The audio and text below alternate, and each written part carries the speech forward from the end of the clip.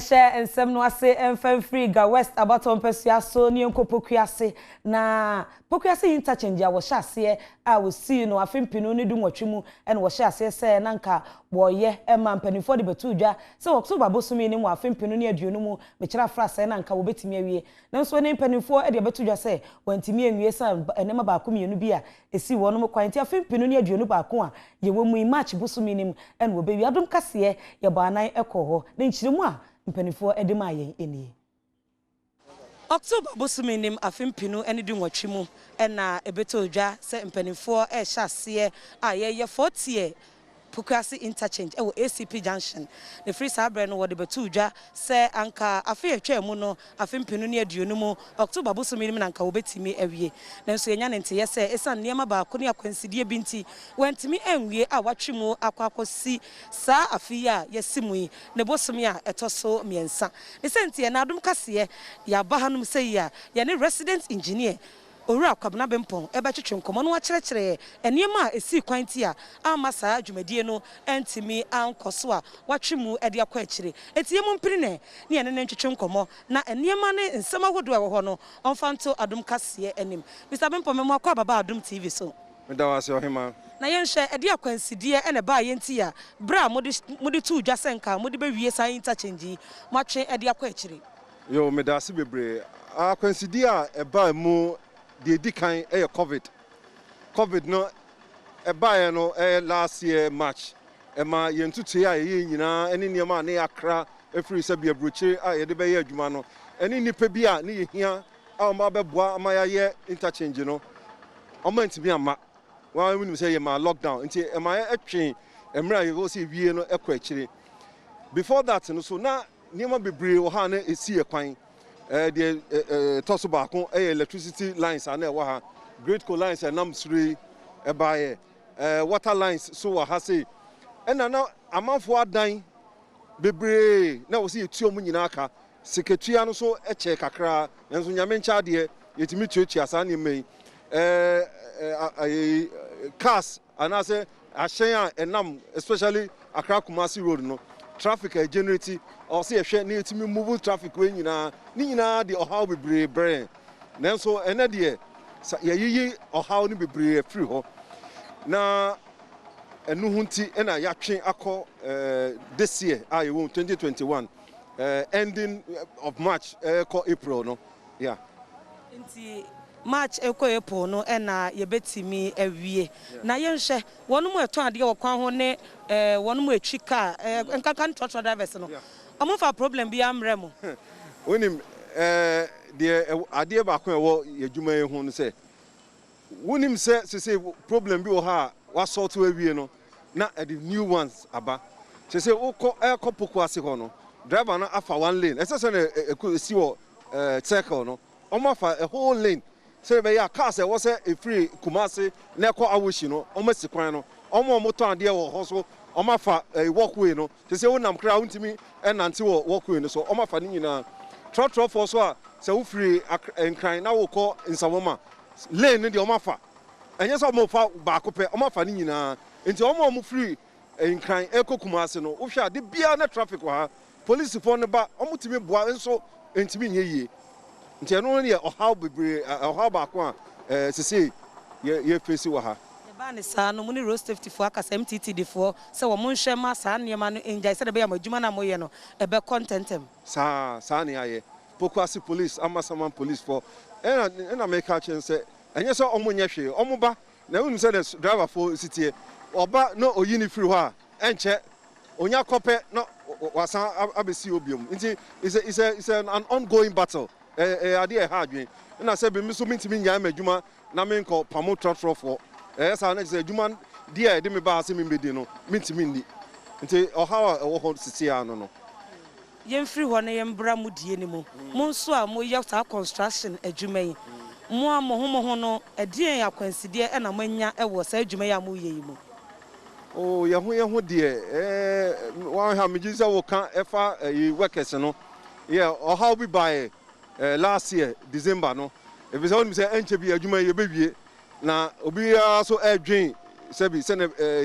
obenya bibia kona no oni se ye wi adwuma na onya sika nti omo ne management e ka omo sikasem nyame ncha de omo ne omo kan kosi baby this year omo be new collective bargaining agreement omo ya agreement bi omo reach with the management, you know, and no omo benya, but SARS issue also was resolved in one way or the other. Yemhwe ye wie sa interchange foforo say ya eya na mpempi no amanfo duru kwan yi so omo yira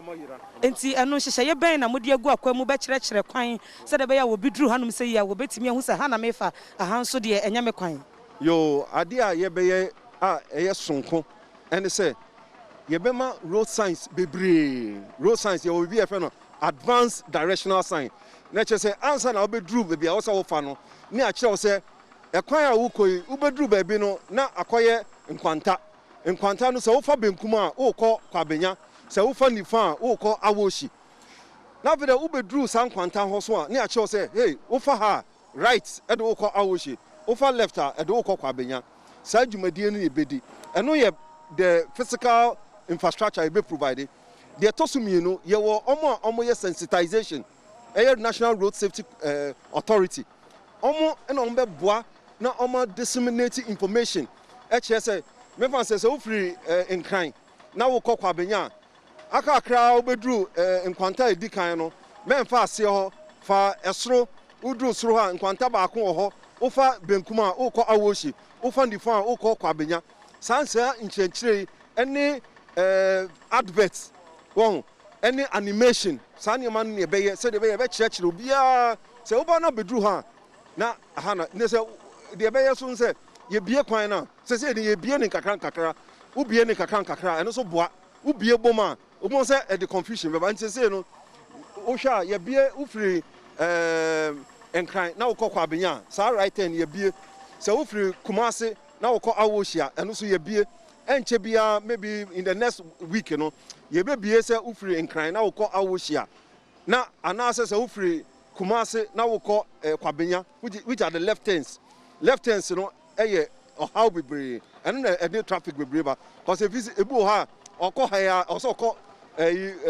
fise no kɔ dan ne ho ansa na wetima ye sa ten sa ne man kitinkitin we nyina no ye ne kakran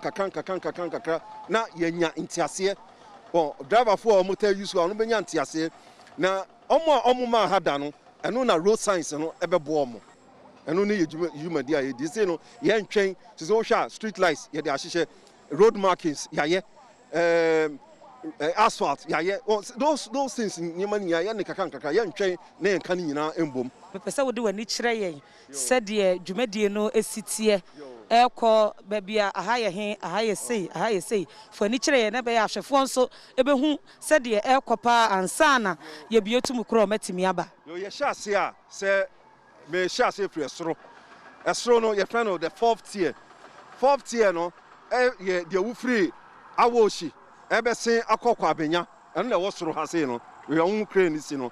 sɛ wo free kwabenya so na wo kɔ awoshi a saa kwan no so a na abefa ɛno de edamu saa afa so sɛ wo free awoshi na wo kɔ Kumase a wo baba third tier no wo free ni sei a na wadane ho na wakɔ si Kumase kwan no na wo kɔ afa so sɛ wo free kwabenya na wo kɔ enkran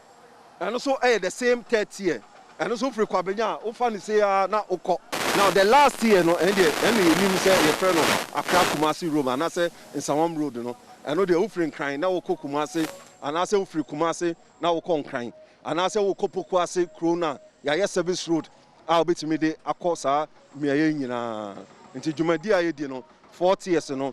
eno na machre asiesia no yemu mpini Mr. Foster na ye no entwetwe enkomo emfa enhyehye yawodo a omode agu akwan mu efa nipa a ebefa sa ekwan yi so Foster me pa cha me mu akwa baba Adom TV so thank you very much na ye nhwe enhyehye ye ben na mode agu akwan mu a mode be hye se wono me befa kwan yi so won betimi abo won ho ban a boni bia ensi ebesi ase no me pese me nia ye sesia no me cancer. For the meantime, what we are doing as part of the project as we are ongoing is that we have signage on the road, even as we are constructing, to indicate the directions, to give passengers and road users safe passage through the work zone. Yen pese nkrofo amofa project area no no ombanya accident. Enti ye adwuma na ye the signage eto ho, direction signs eto ho. E kire omo bebia e say omo slow down. Speed a e say omo ko na omo fa project area no mo. Ne nyina e de to ho. Eno na aboaye ama yabedru bebia yadru sesia no. Ye toaso a ana ye ko wi a ye we ni nyina ye the permanent signs. Kire say signs na ye di adwuma sesia no. Omo nyina mo ye temporary signs. Enti ye be wi adwuma na ye the permanent signs no ebe sisi ho boko. We want everybody to arrive alive. It is very important. And nkrofo no a ombetwa kwan mu ye be footbridge say yemfa fruit bridge no so my enka say o ye be shortcut na ya fa no wo ye ne sa wo bepra enti no yemfa footbridge no so ye wi a momfa footbridge no so moma mo nka say e wo sododo eno nti no ye pese ye concrete bridge na ye be footbridge no e be easy ma obia afro akọ aba enti sa na e be no ye da se papa Ora Foster Tofuachi ena yenene ekotwetwe nkomo no one na ye assistant safety engineer a wo hwe ama Kasee interchange watimi ayawie aha ne ye nkomo twetwe ne besie ye ne disansem ye chi march busumi mu yesane mpanifo ba bedi nkomo ahye se ampa ebra wo hye ye no watimi awie interchange a omanfo ebetimi afaso akoba bia wo pese wo kwa me amede sa ama ne boyi bra o midin e de akuya echa oyi akwan afe yen free Kasee ne enko atifie poye mantemu enche bia na Ghana mampanyin e de betu dwa se suku ahodo e wo man mu wo biebie na wo biebie no na Ghana Health Service e se wonu zoom line adwuma eko no aka bomu a wahase e de nro petepete suku ahodo mo se ye kasa de suku be se ahanum de wo de nro yi apetepete e ho Okopiemu ewo atifie poye mantemu a suku ahodo e wo honum nyina emofra edos wo honum pa efri basic school ekosi suapon school emu ne senti ene ma enu a wode petepete wo no eduru be se enefo no mu ansana wotimi awie suku ahodo bi ti se walewale senior high school Gambaga senior high school ene na Lerigu senior high school ene afoforo bi ekeka ho ena wonya asa enro petepete a wode pete wo no mu chefa opanyimpa woda North East Zoom Lion ano ene Adams na Himu oni Adom Kasee atwetwe nkomo eno di tu dwa se dwumadi a wodi ebeboa ama baby pia COVID-19 yade no emwawa ehihye bia no otimi afiri honom se de be ya yebetimi aboye ho ban afiri yade yi eho MMDA is under North East region. We are expecting at the end of this exercise to disinfect roughly 500 schools, which comprises the tertiary, SHS, and then basic schools. So how many if you break it down? With the tertiary, we are expecting 3. Then SHS 474, SHS 15, and then the basic 474. And how many days are you using to do this? Roughly, we are using close to 10 days to do this exercise. So latest by 17th of this month would have been over with the exercise. Esansentu asusuku ahodo a ewo atifie poyamantemu odosunti ekamye yese bosume na echibia no yede enroba bepetepete honum ede ama wonum Adom Kasee ene suku mpanimfuo a woda suku ahodo yi ano atwetwe nkomo na odi tu dwa se o ma sukufuo no ate ase se obibia obeba wani COVID-19 ho hyehyeye ne so no eyade a wode ne bekwa akogina mpanimfuo nim se de be ya suku mpanimfuo betimi atwe na so suku mpanimfuo yi ene Adom Kasee atwetwe nkomo na sei ene odi tu dwa Classes were equally allocated according to the approved number of students in a class per the COVID-19 protocols. That is between 25 to 30 students in a class. That is what we go by. And in our dormitories, not more than 15 are in a dormitory, are living in a room in a particular dormitory. So far, we are well prepared. We have a sick bay. We have attached the school to a health center, and we even have school nurses. 2 ladies are attached to the school as school nurses. Well, usually when they are coming, at the entrance, there is a designated point where all students report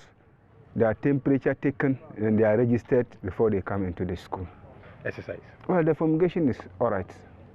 At least it releases us from any suspicion. Once the place is scared, then academic work begins when they come. We don't have anything to suspect once the place is disinfected. Jumedie no anso ho a ewo tifie poye mantamu wo kofra mantamu ene poye mantamu nso a suapon wodo wo nso wode nuro ekopetepete ho Adom Kasee ye ne die akire emu nkyeremu enie Say Jumedie ya aban eda ne dia onam asoye hwe adesua ho nsam so ehya asie yi wo hwe kwan say opepon bosome de to so du na wode aba awieye suapon awodo a ewo framantamu te say University of Health and Allied Sciences, Ho Technical University, EP University College, Ho Nursing School, Peki College of Education, Ghana Technology University College ene de keka ho bi ena onya say Jumedie mu chefa ogusuwa de no petepete suapon awodo yi mu esanse opese wo ye ne ntem se de be ya emofra benya kwan na okosukuu mu akwakosuade epoye Munso enya ne chefa no suku ahodo bi te se Ashesi University, Kofrodia Technical Institute, Nursing and Midwifery Training College ene afoforo bi ekeka ho nyina na odi enuro ekopetepete ho. Vice Chancellor woda Kofrodia Technical University nano ene Professor Kofi Esuman na one Administrator woda Kofrodia Nursing and Midwifery Training College nano Kwame Yane ene Adom Kasee etwetwe nkomo ena wo kire nhyehyeye ahodo a odi egu akwamu a wo hwe kwan se emofra yi bai obetimi edi so se de be yade no entere. Ye na nim se de koba 2020 and yare a coffee stress wa ha ye ho akire enti na ko hia se bre ne bri na no ye siesie kwan mu said the school for no ba on in your home obia na Zoom Lion and them be adwuma eno mo adwuma bebre in fact boa ma boa ne de se ye kan ye ntumi nka e say ye sha ase no aban ma hokwan se ye mie school mu di kan be disinfect na classrooms, hostels, everywhere we be disinfecting. See, my school for the kind of buy. We almost at us swimming near Bano, so much samba beam. Ne cry, ne to swim and sounds was samba. Ama, your school had a yamiadum, yanti I think a bonivia. Sa yaria by your school had it. You bet now for almost 18 weeks. To 20 weeks, yanti I think a bonivia. Enwechi ena corporate affairs manager woda Zoom Lion ejumako na no enso ene Adom Kasee etwetwe nkomo ede nsema hodo etudwa oyo ne esi Ghana afi etwemu yesi afifufrom enso oyo ne tu nchai enti ebritia ya mu omampani ebo ne dero se ye ne dan ya wo se nkwala no kosua de efi se ye da ache ne wo enti wahye se juada ebe yi suapon no nhyase na afei be se bosome ne pemu a na nkwala no nso akobi na ewo se ye de nioma gu akwan mu na nkwala no ko school a yaremoa no se bi wo ho se bi firimframemu na chese ya brebre na se wo mra ye koso ahohoro yensa na ye de sanitizers ye yensa na ye gusu hye ye nose mask no enti Zoom Lion Ghana Limited ye ne ye fa ba ko a ye fra no Vetopes Ghana ne aban ewo contract se ye bebo saidro ni wama ye ho kwan ene se na no pay ye tu abonten a ye be na make say Ghana afanan baabia esuapon ewo no ye ebo aduro ewo ho ne krakra ena basic school ene nto so suku ahodo nso empanimfo ene Adom Kasee etwetwe nkomo na sei ena wodi tudwa the government now say this is the third time our COVID nearby fumigation exercise no. The other last year for the continuing students, on better exams anyway. And at this time, so when it was coming, the more products, with hand sanitizers anyway for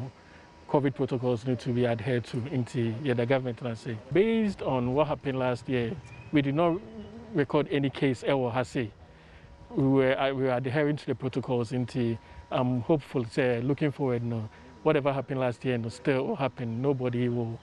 because it has a health institution, so. They know what they have to do, and they should be rest assured we will take care of them. Yantoa ensem no so na yede enro petepete suku ahodo yi mu a enya de beso ho a wo se ye ma emofra no so akade a wode beba won ho ban ne senti enne opanyimpa a wode Ghana Health Service no anno Dr. Patrick Kumabuaje e de atudwa sa ban ahyase a wode PPE ahodo koma suku se de be ya wobetimi e de abo ho ban e de free yade no eho Opanyipa woda Ghana Health Service ano Dr. Patrick Kumabwaje ekojina asoyena nemu eje PPE awodo Ghana City empema hanso every World Vision ho sedebeya wo betimi ediama ento so suku awodo ene apomudin asoya awodo sedebeya wo bebo ho ban every COVID-19 yade no ho ene odutu uja se odi akyerɛkyerɛfo afantiti awodo mu a ebebo awo no mu sedebeya wo betimi ene mofra edinketa ho ewo keji ene ginapan awodo a aka no emu afi wasa aka de to aso se wo hwe wo no mu enya COVID-19 yade ewo omayi mu a enkramantem kwa ewo mu hamu nchichemu edusia na wa krasa me kana be ohanchichemu be edusia na eche de ni nyina won kra ha ya akra ye na emu bebre nipa no do so ha ye ko bebre activities do so ana ye hunu so se mask wearing ni adherent to protocols no nkrofo end so papa enti ama aye den utu ase a aye den tina yes stress obia protocols no ye ni ade nyina wokwa na event bia no bia nhye na mask me e ma no nchepi ni empom se be ya betimi a control yare no nkan enwachi ena otitreni awoda abedwafo ano ewo World Vision Ghana efuagati editu dwa se World Vision de woba won mu aso ye ho no mu a emofra no wodwen won ho enu nti ena wode se PPE awodo yi ebre Ghana Health Service se de be ya wode beka de aban ede ma emofra ho no na bra emofra yi bie school yi otimi ede aba won no ehu ban World Vision ye ba ye since COVID-19 pandemic efiti ase ye de si ye boso se ye ni Ghana Health Service ye be boa won na omo so etumi aboa government na ye tumi se pandemic ye be brena se ne ye be ya Ghana fo omo ntumi nyare se ne ye ti wo amanani na this contribution presentation ayayende the second contribution ayaye so far ye ba no so a you say yen contribution so edoso aye o sanse nkola ne titru omo apomdi na ehia yen sesi an omo ba bebie schools government say nkola na omo nsanko school eno krapo na omo be hiehyia eno so no say ye tumi ye boa na pandemic ankosro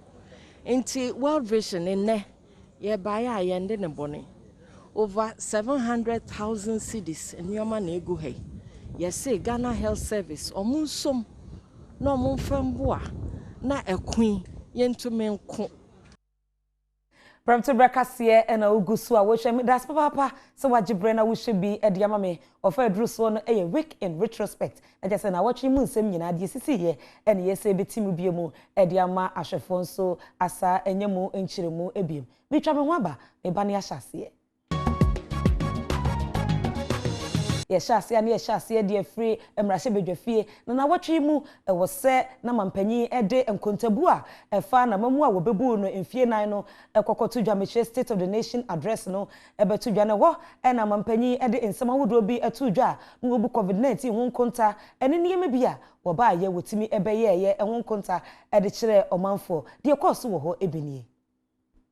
Penny Adodanko Akufo-Addo akwa emrahye bedwafie ede ne State of the Nation address a itwato ewo nimfie nan a odibedi wo men so no akwakotu dwa saa dwumadie no 1992 Constitution Article 67 ene hye omanpanyin se ewo se wodi saa adwuma no na nkrata bi a Public Affairs Directorate ye ewo emrahye bedwafie ede babeto montene no ekire mu se obi biara a obeba saa dwumadie na se no ehu behia se obedi COVID-19 enhyehye no so ya ne nyina mu no Parliamentary Service no ede enhyehye a wonum ede bie 8th house no ano ene afa swearing in ho hyehye nyina aba betudwa na bro mampanyi ekwa emrahye bedwafie no ensam odi tudwa no ebini the election the former president on Dramani Mahama has we all have to make a deliberate come to the Supreme Court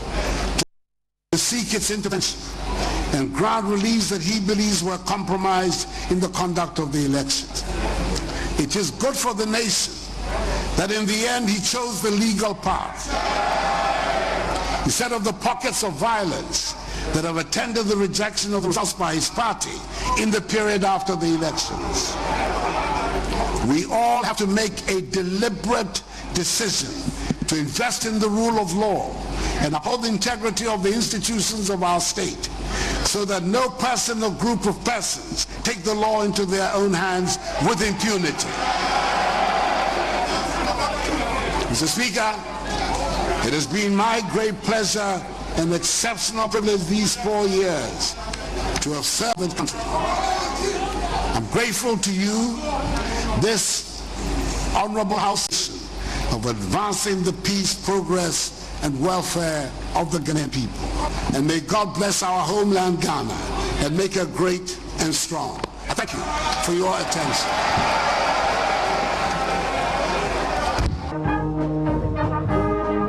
Yantua ensem no so COVID-19 yade yi ba ye brano no Ghana mampanyi ene Ghana man eba bedin hyiemu e kire bebe yade ne pomponso akwakoduru na no kwasi ada woni ye din hyiemu eno de tu dwa se opepombo sumi e wo mu ne de to so dunum ena emofra no ebebie school etimi akwakosu ade na wosanso e de tu dwa se COVID-19 wo hyehyɛ ni nyina wo de begu akwemu beba wonom akade a wo betimi e de abo wonom eho ban.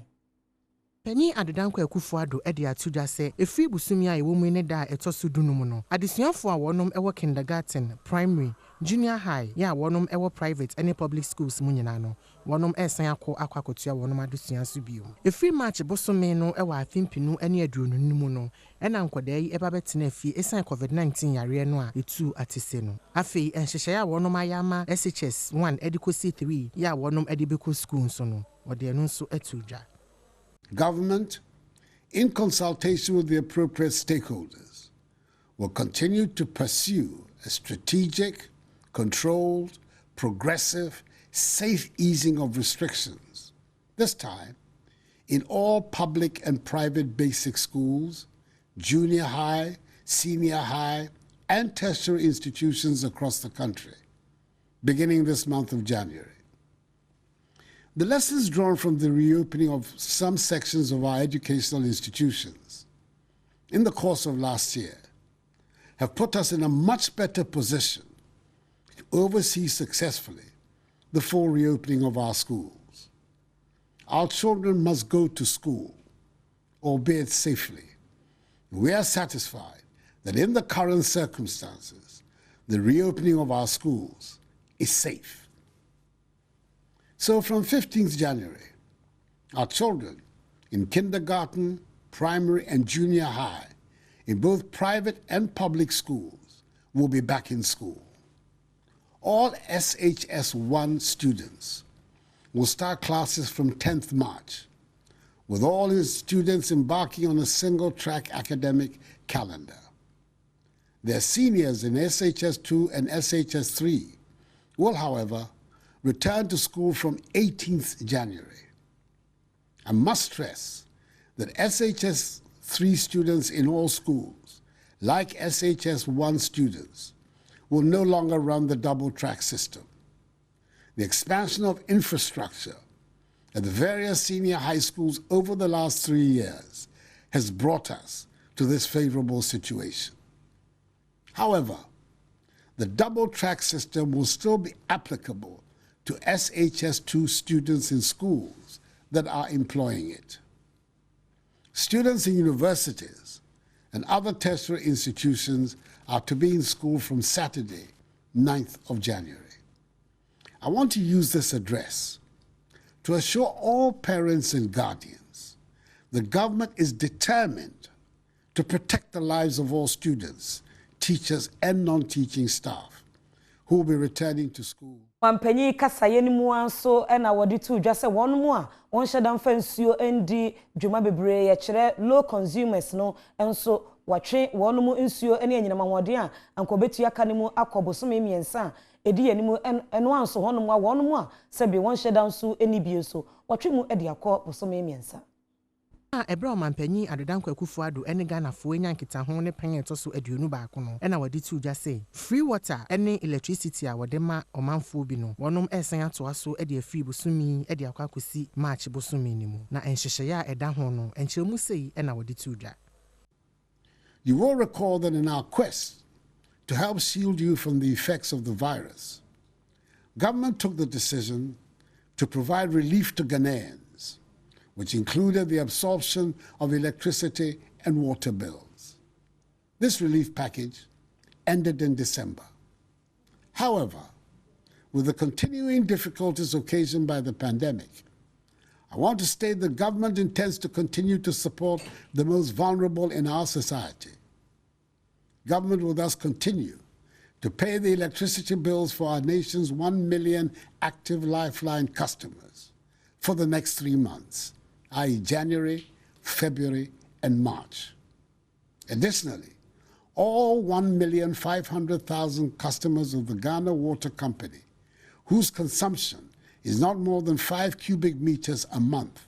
will not pay any bill for the next 3 months, i.e. for the months of January, February, and March.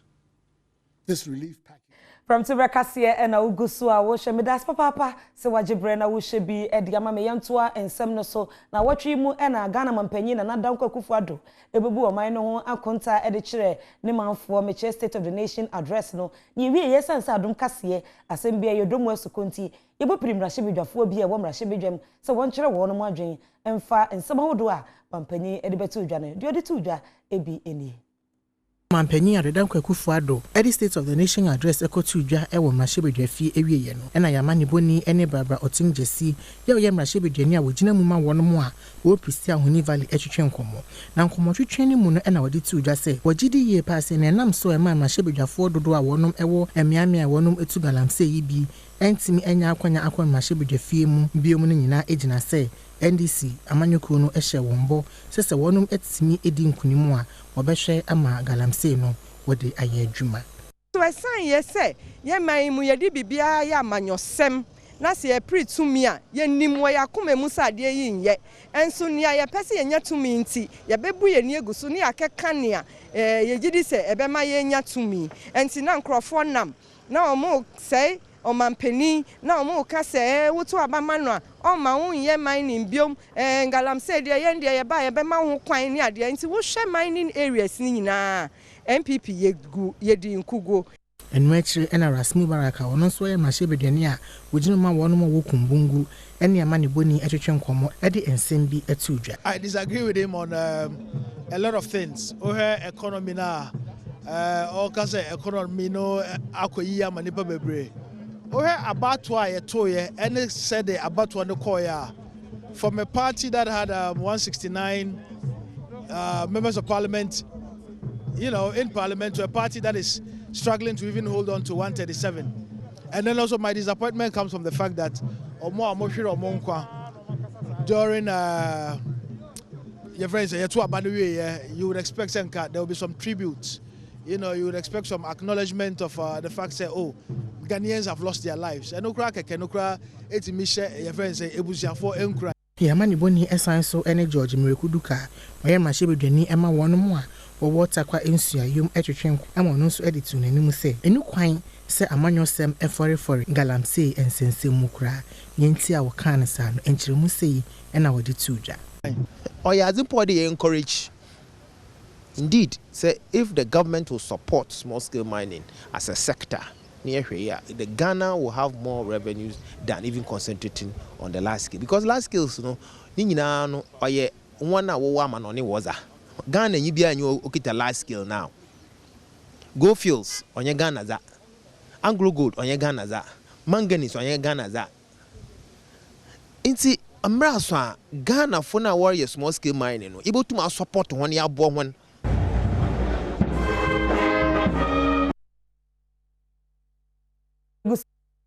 Bedwafie na watwe mu wa Ghana mremu no wo sese yeto abawie bia anka mrahye bedwafo adwuma no otimi gu no meche dissolution of parliament said de be ya wonu mu a yato aba ama wo mo no wobetimi asa esoi biem no wahye wo adwuma ase sa adwuma de na wo se ekoso mrahye bedwam na ekowi ase no na NDC amanyoko ne mrahye bedwafo meche minority no wokoye no wakwakwatena majority in parliament on sita nanka esi wonom edema wonom ekowi ase no na akoye wantwi yenkohwe de esi wo honom ebi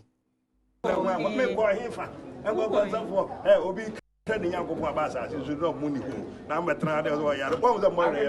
But what the one and the only minister.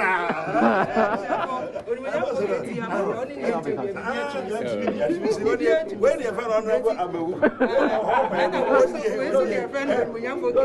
independent problem of an answer, so what did you say? Now, besides, was it there? Open court, baby. And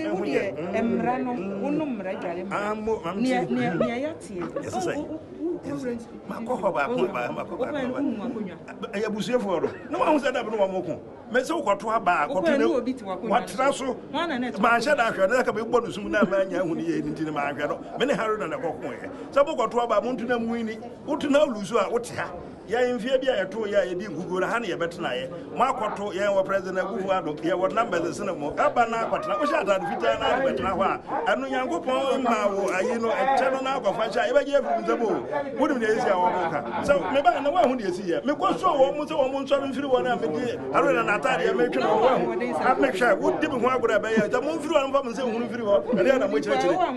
aba kame na hwa de ye o ka ji sa be ye wo gora wan kame so no, one myself say, there's this one can say, oh, say, speaker, you know, and say, to speak at you are more munya can say no more, in fact, and now more yak at 20. A cobani sana, saw and you way a sea were Emrashabe German tea, and Mobamba for a Tiasra for any apostle for a good Montanus, so Uncle Piemu, a Emrashabe German one share, say Asumji, Ebeba.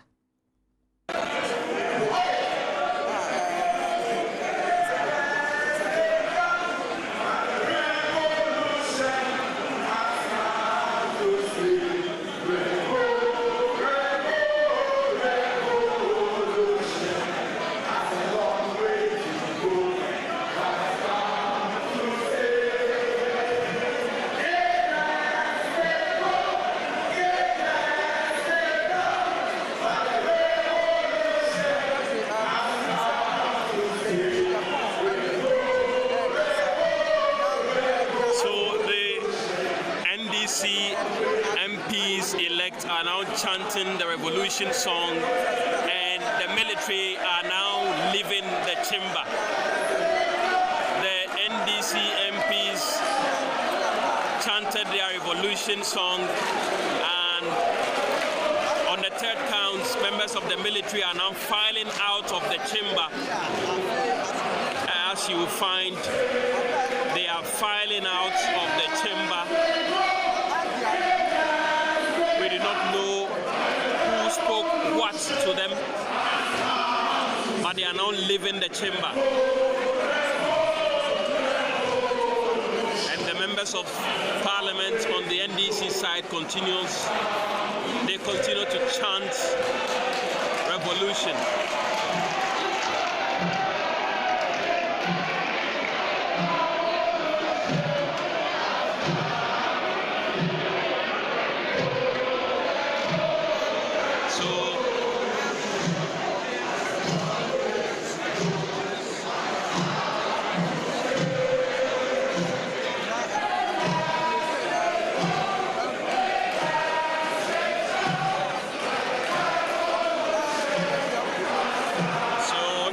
Of military are leaving the chamber of Ghana's parliament.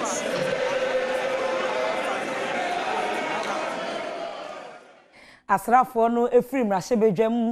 mrashebedwa fie ekosa no na ho abehia se wobeto aba a ye kokwa mu abato efe ni secret ballot na wode ayi achamehina wo mrashebedwam esenti na aba no ekwa akogina Professor Michael Kwe ene Adom Baben entemu a woto aba edi ama wo no mu na wo kan Professor Michael Kwe de anu ewiye no na akase wo beka Adom Baben so abato a woto ye edema no na ho ena Oracle Sahinkra wo no ena wato aba edi ayi no se mrashebedwani e wotema West abato mpesua so de mi kakoshim ballot papers a wodi dwane ye ma ekowi ase no oni Muntaka Mohammed edane entokwa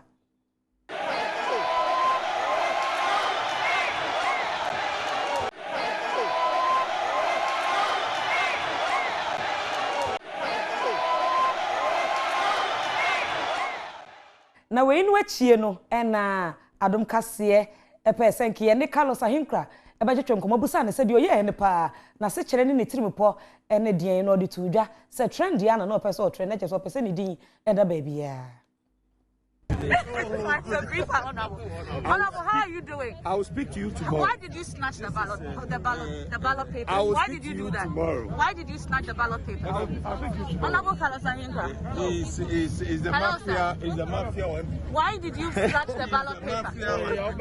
Why did you snatch the ballot paper? Why? Who asked you to do this? You were told it's the leader of your side that asked you to do that. Tomorrow, look for me and I'll tell you everything. That you are trending. I want to trend. I just said, Cynthia, Huracalos, or Koyesa, and our dear Tujano swap, say, or trending our son, Semunimu, and open power, no, and a da, and Rashibija for when this Yamanyo Konim, and Rashibijemu, and Muntaka Mohammed, no, dear Tuja say, Sa dear Carlos Ahinkra, a ninti, and was what to me, Edinukojina Privileges Committee, and him no to me, Ekoyi, in Samo Ano. Aka Mohammed ene Adom Kasee twetwe nkomo eno de tu dwa se committee ahodo e wo mrahye no MPP amanyoko ne NDC amanyoko no ebeche ne pepe sede emra no asie koso akire mu se NDC amanyoko ne mrahye bedwafo ebehwehwe Cynthia asrafo ebowura mrahye bedwam ama emra no ene wonu mu adi the Carlos there and the one you were good in massa and I can show you say nyoma to ya you be say dem go privileges committee obeko akoyi nano let us me no soldier for omode buy no ye be nhwemu ahu hwan na this soldier for ura ye chamber sa ne pa no wagu the democracy ho wagu the democracy enimase wagu democracy ho fi because na international press na ewo na enim gwase kese pa e o se nhwemu ni sa so twen bi wo ho a o se twen pa na so a o se hwe na enu achi no osadu tu dwa se enipa pii ena ekeka nsem se wono ena ohyekuntu na se ya wo ma MPP mrahye bedwafo binum sika se wontoma alangbabin se de be ya obetimi aya acha mehene ewo mrahye bedwam na nya de ya nokuri bia ewo mu Kasee nyame a wota sori eni me dance ni me fa damba ema obi so obi di bibia ma obi a menim but I know say as rape me my do hu akoti ni pa but me no Kasee say me no bia ni sikasem efa se bia we we say mo we say some say opposition we election kra no da ben sikasem na yewo omo aban mu ni ya yewo opposition sikasem na wa obetimi dia ma bia oba aban mu enti enye no kra woni nyina mu no ena opanyina wono ene te dankwa institute ko Gabi Asari ochereda ko editu dwa se de course wo mrahye bedwam no enya de a etwa yi. What it is that it becomes a reference point for our democracy, which is bad, because we see on YouTube, and Facebook, and social media certain parliaments in other parts of the world, and ours has never actually degenerated to that extent. But it also perhaps underscores what was at stake, as we all know, because clearly I don't think you can have such a tight parliament. Sometimes it was at one point it was 137. Na emfa ho se Carlos Ahinkra ekoshim ballot papers edi free wono mu ana ekenkan secret ballot no ensemu no ekowiase a wokan abato ni nyina wie na enka ne mrahye bedwani a wono eda na Doli Kaleo abato mpesua so meche Alban Sumana Baben a wono eka National Democratic Congress no eho ewo omayimu enedi nkonim se wono ena eba beye achiamehene ewo mrahye bedwam. Mrahye bedwafo a wono meho MPP ene NDC amanyukuo no afanyina no aka won ho abomu eto aba no e de yi Alban Sumani Bagben sesese wono ene obeye mrahye bedwafi echia mehene na nsa na sa adwumadie no ebekoso no menteme ho ase ekoso wo mrahye bedwafi hono bebro donhwere enkono ansa na wonom etimi esiginaye na menteme ho ase ene wontwi no eba na wieye no ena Chief Justice Kwesi Eninyebo a editumi ehye owura Bagben sasesesei wono ena woye mrahye bedwafi chiamehene. I Alban Sumana Kingsford Bagben do in the name of the Almighty God swear. Do in the name of the Almighty God swear that I will bear true faith and allegiance. That I will bear true faith and allegiance to the Republic of Ghana. To the Republic of Ghana. As by law established. As by law established. That I will uphold. That I will uphold the sovereignty and integrity of Ghana. the sovereignty and integrity of Ghana. And that I will preserve. And that I will preserve. Protect. And defend. The Constitution of the Republic of Ghana. The Constitution of the Republic of Ghana. So help me God. So help me God.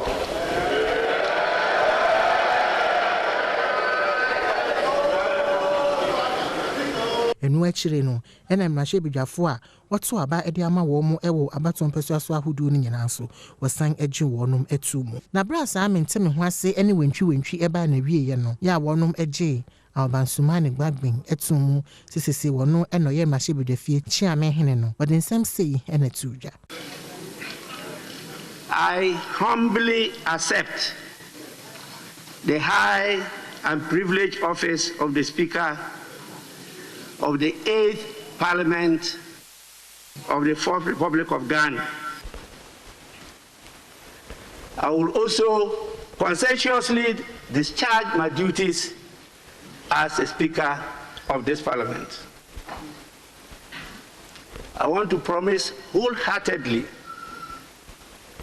to put at the disposal of Parliament and the country the store of knowledge, immense experience, and the huge data bank I have accumulated and accommodated over the 28 years that I have been a member of this House.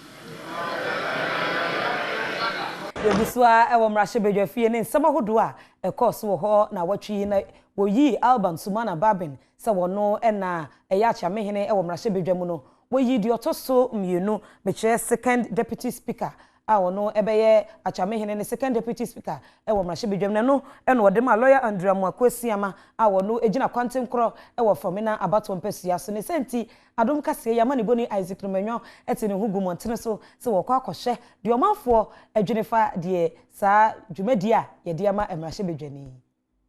Kasee de apepa be piem ewo famina abato mpesua so aha ena lawyer Mwakwesiama okojina kwantenkro no odi eye nkunim yene ni pe ha eba be din komo se enne nyame na Adom ame yi no second deputy speaker ewo mrashe bedwam san ena omoje sa dibre eno efa ebio yene o message din komo bi sa wo so se sie nipa no NDC fo ena yi no so me second deputy speaker won wadwe o mo san efa sa nsese yi hu yebeduru na o se nipa no mu atemienu ebi so o mo fo aso ebi so o mo anfo aso ye goi ye ne timamufo no eni enkomo o madwe ni se ebebo Ghana esan se na se o mato o ho ase o mo ho se se asum ye party na mo o se asum o man no enti enfa ho ni bebia wo wo no se wo nimudie o hwe ensema o nipa de ka fa no ho adesua wo sua ne nimudie o wa betumi apoa meni so asaje meni Abraham meni so asaje adan menti ase se amanfo ka se muntaka eno dey nominate lawyer Mwakwesiama e ma chairman sa second day but chairman sa so your friend say chairman sa so na nominate friend say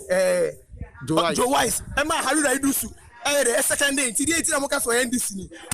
ni o onya NDC ni o ye ne second deputy minister me sibia me ho ye me no me gina me ye NPP e na me so NPP ni na me so me kasa ma NPP Mwakwesiama second deputy speaker na wanya no NDC for na yi because o shemu NDC ni Muntaka Mubarak and the year. To Muntaka Mubarak, he also NDC. To Mwakwesiama no from the beginning, NPP for Kasa, and it's a man for say, you see, no, Mwakwesiama NDC. And I don't know, you know, some Muntaka Mubarak mum and you know, as MP, as a second deputy speaker. They say, and Dr. Nadia, Media Meno, and Yamede, and Yamede Bakukra. Bidding at the Isaac K. Nomenyo Adom Kasee. Binsumidi ede akuyecha oyi akwan me na me somosompa awie ya me de Kasee yi me kenkan ede amamo yegusua ewo emrashe bedwafie ene de course wo ho na watwi nso Ghana mampanyi wo de ne fa edikan no ebe wieye a yese ma na kwanya etosumienu ma na tena so se mampanyi no na ewo se wosai de soye ni mu no na wo da Ghana fo ase esade tu twa se akwanya etosumienu a ye de amani obehwe se PPP e wo se wo ye ema oman no etimi gina ne na so biem no obetimi aye ne nyina. Today our economy Ebra Omanpanyin Adodankwa Akufo-Addo ekasa wa abra wɔyɛ amammerɛ agye ne tu mu sesese wɔno ɛna wɔyɛ Omanpanyin ɛwɔ Ghana hanom no ɛna wɔde tu gya sɛ ɛmfa ho sɛ coronavirus yare no etu atese no nhyehyɛ ahodoɔ bi a wɔnom ɛyɛ ɛwɔ wɔnom amamu no mu no aboa ama ɔman sikasɛm agyina brane ya sese kura ne sikasɛm no ɛtɔkɔ so enyini paa wɔsan so ɛde tu gya sɛ na amamu a ɛtɔ so mienu no wɔtaye esi n'ani so kɛse ɛne sɛ wɔde nhyehyɛ ahodoɔ bebree ebegu akwan mu ɛbɛboa ama mmabu no etimi anya adwuma ayɛ. Today, our economy, even in the face of the global pandemic of COVID-19, continues to show resilience and a much faster rate of recovery than originally envisaged, and was indeed one of the fastest growing economies in the world in 2020. Ghana remains one of the most attractive destinations on the continent for direct foreign investment, with the presence in the country of some of the world's largest conglomerates attesting to this fact. Establishing a strong economy, undergoing structural transformation to value-added activities, which will generate jobs for our young people and enhance their living standards, will be the main preoccupation of my second term. Omanpanyin Adodankwa Akufo-Addo esan so editu gya sɛ esan National Health Insurance Scheme a n'aban no ehye mu kenane nti no aboa ama sesei Ghana ni bia etimi kɔpɛ ayarehwɛ ɛwɔ abra wɔmfa ahokyere bia mu ya wɔsan so esi so dua sɛ animanimu ya no wɔnom ba behwɛ na apomuden ɛho nsɛm ɛwɔ man mu no wɔnom ahye mu kena. In my first term as president, I was able to count on the contribution of all citizens in attempting to create this Ghana. What I have seen these last 4 years is further evidence, if any were needed, that the Ghanaian will no longer accept poverty and deprivation as his or her portion, but is rather determined to work to chart a path of growth and development for himself or herself. Access to quality health care is no more a luxury ordinary people cannot afford, following the revival of the National Health Insurance Scheme. Our aim is to reach universal health coverage as soon as possible. Premotobre Kasee and Augusu a wohwe medas papa se wagibre na wohwe bi ediama me fase dan so ema GTP wonum na mama ntoma fefefe ma Akus Fashion a wa Denta SDA enso epam share mu betimi afre no 0249 732131 0249 732131 obepam ne kama pa ediama yentoa ensem no so na mampanyi esoi wieye no na NDC amanyoko no twetwefo panyini esiedu nkatia ensem twefo nhyiamu na wode tudwa se emfa ho se Ghana mampanyi yamene soi se mampanyini a sese Ghana fo agina to NDC amanyoko ne de enya de a wobegu no se mampanyini da esan se abato onim no wode atudwa se enime bi ekoso a enya de a wote ase. Si amanyukuo no ɛyɛ nsɛmtrɔfoɔ nhyiamu no ɛna trɔtrɔfoɔ panyini ɛde ma amanyukuo no Johnson ase edu nketea ɛde tu gya sɛ wɔnom amanyukuo ne deɛ ɛnya de a wɔnom ɛde ebu ani ne die ɛbɛma ɔmanpanyin Adodankwa Akufo-Addo kosi sɛ nsɛnsɛm a esi abatoɔ brɛ ɛne abatoɔ brɛ no akyire no wɔnom ɛde yie ɛbɛtu yie sɛ abatoɔ no a ɛkɔɔ so 7 December no na emu na hɔ na niema ne eka ho asem se esisi ya na eye binom tribunal no eno na Nyankopɔn aboa ma wo mo ankasa bepa wo mo ho ntoma eno nti no kosi se ye behwehwe saa niema mu akosi efritre akosi to twan na obia hunu se abato no bibibia eto chima wo mu bia no yakura no ana ye afri ho no ye NDC fo ne akitafo nyina se na Akufo-Addo ye mu no se oye president ya o man Ghana ato abayi ne kasa ni mu no eno san so editu gya se ehu behia se empanyinfo ebeyan hwehwemu ede afa asrafo a wonom bowura emahye bedwafie mu honom ene Carlos Ahenkra wono so esesa ballot papers ni bi edi dwane ye no esan se won de wo hu ne se saa ne ye ni nyina no MPP amanyoko no ene hye da ye se ne be ya anka wodi besi emahye bedwani a wogina ma wono ma wo asen north no kwan se ne be anka wontimi nto emahye bedwamu chi amehene no abane bi enti ye namo moso to nkra ama speaker foforo na waba no se na djuma no be ya ese so hya ase se obeti ba so ko bi e be hwehwe ensemfin no a ekoso ewo December 6 and December 7 ewo parliament ho yantoa ensem no so mampanyini eso awie ya achamehene nso agi na dwuma woba bedi no etumu no Adom Kasee ye ko savana mantemu na ho eno manfo bi nso kire wadwen efade ekoso no eho Ireland will have majority in parliament. We are happy. But the swearing in, we are not happy. Because the case is still in court. Though they should wait for the court to judge because the EC itself has made several mistakes. So why would they swear Akufo-Addo in? We are not happy. We are not happy. So what were you expecting? We're expecting that. We are expecting that the court should have put injunction on the what? The swearing in. So they said the court said they are going to give us how many days? They say 42 days. So the 42 days they should have put injunction. When they finish declaring, they swear the rightful owner of the presidency, the president. About the kiosk, that will tell you that MPP people they've just stolen everything. They are thieves. They are thieves. You just leave people that will vote for them to go and represent us in parliament. Just vote clearly and remove your wife. You guys are there. That is what they've done. They said they have won the presidencies and they are total thieves.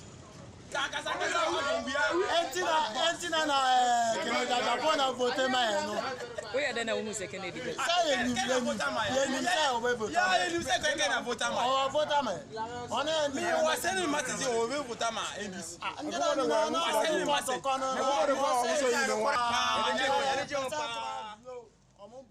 In every case, you will lose and you will win. So parliament they say when you say you win international white no one say ball be white and say you win because what one kasa who share no the majority need that corner money and trouble no aha bebe makwan ame yede Kasee no asi wa wo ofia wo hwe bi maame me das papa sa wo jebre ehwe bi ede maame aboafo a eboa me wo Kasee mu nso me da mu nyina mu ase bafo redu amo ene me producer se wa prempe ebo mechidom ena ma bright eye me director ena afi Michael ene gifty enso ejina echire ma me nyako ene Aisha nso ebo mechidom Daniel ena eye sound no ede maame you junior etwi manim fefefe me amekenkan Kasee de ma ho midday ede akuya echa oyi akwan